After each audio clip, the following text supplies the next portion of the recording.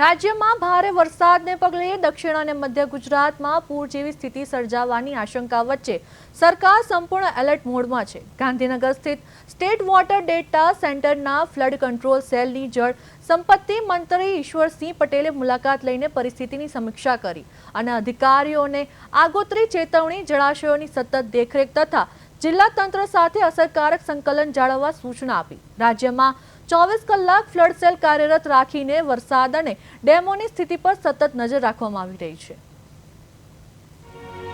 રાજ્યમાં ખાસ કરીને દક્ષિણ અને મધ્ય ગુજરાતમાં સતત ભારે વરસાદની પરિસ્થિતિ વચ્ચે સરકાર એલર્ટ મોડમાં આવી ગઈ છે।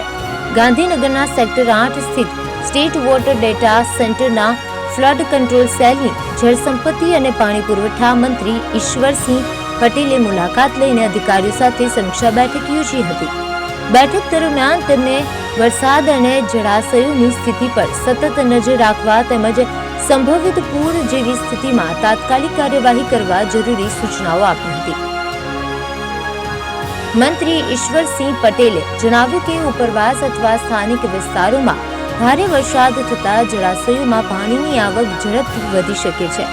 આવી સ્થિતિમાં હાઈ એલર્ટ અને વોર્નિંગની માહિતી સંબંધિત અધિકારીઓ ઉપરાંત જિલ્લા કલેક્ટરો અને સ્થાનિક વહીવટી તંત્ર સુધી સમયસર પહોંચે તે માટે સુચાર વ્યવસ્થા હોવી જરૂરી છે। આગોતરી ચેતવણીથી જાનહાનિ અને માલ મિલકતના નુકસાનને ઘટાડી શકાય છે।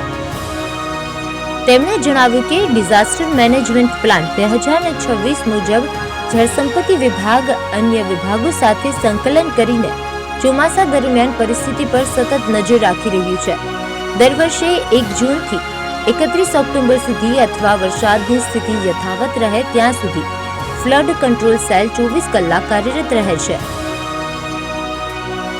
આકસ્મિક પરિસ્થિતિમાં ઝડપી સંચાર માટે રાજ્ય સરકારે 12 હોટલાઇન, 14 સેટેલાઇટ ફોન અને અંદાજે 413 વાયરલેસ સેટ કાર્યરત રાખ્યા છે। ઉપરાંત રિઝર્વ ડેટા મેનેજમેન્ટ સિસ્ટમ દ્વારા રાજ્યના ડેમોમાં પાણીની આવક જાવક, વરસાદ અને જળાશયોની સ્થિતિ અંગેની આંકડાકીય માહિતી સતત અપડેટ કરવામાં આવે છે। મુલાકાત દરમિયાન મંત્રીએ હોટલાઇન મારફતે ઉકાઈ સહિત વિવિધ ડેમના સ્થાનિક અધિકારીઓ સાથે સીધી વાતચીત કરીને પાણીની આવક જાવક અને વરસાદની સ્થિતિ અંગે માહિતી મેળવી જરૂરી માર્ગદર્શન આપ્યું હતું। ત્યારબાદ સ્ટેટ વોટર ડેટા સેન્ટરની કામગીરી અંગેનું પ્રેઝન્ટેશન પણ રજૂ કરવામાં આવ્યું હતું। આ બેઠકમાં જળસંપત્તિ વિભાગના સચિવ પીસી વ્યાસ, રાજ્યના વિવિધ ઝોનના મુખ્ય ઇજનેરો સહિત ઉચ્ચ અધિકારીઓ હાજર રહ્યા હતા। બ્યુરો રિપોર્ટ, પ્રદેશ 24 ગુજરાતી।